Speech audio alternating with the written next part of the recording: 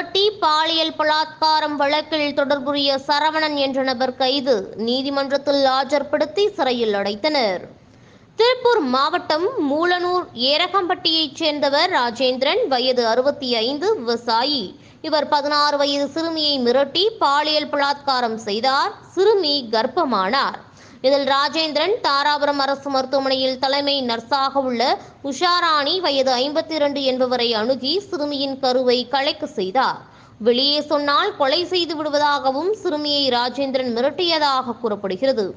இதுகுறித்து தகவல் அறிந்த மாவட்ட குழந்தைகள் நலக்குழுவினர் விசாரணை நடத்தினர். பாதிக்கப்பட்ட சிறுமி தாராபுரம் மகளிர் போலீஸ் ஸ்டேஷனில் புகார் அளித்தார். போக்சோ பிரிவின் கீழ் வழக்கு பதிவு செய்து ராஜேந்திரன், உஷாராணி, தாராபுரம் அனைத்து மகளிர் போலீசார் வழக்கு பதிவு செய்து விசாரணை நடத்தி வந்தனர். இந்த நிலையில் ராஜேந்திரனுக்கு உடந்தையாக இருந்த சரவணன் என்பவர் குழந்தைகளின் பெற்றோருக்கு கொடுப்பதாக கூறி ராஜேந்திரனிடம் பேரம் பேசி ரூபாய் 13 லட்சம் பணத்தை அபகரித்து தலைமறைவாக இருந்து வந்தார். இந்த நிலையில் வழக்கில் தொடர்புடைய இவரை போலீசார் தேடி வந்தனர்.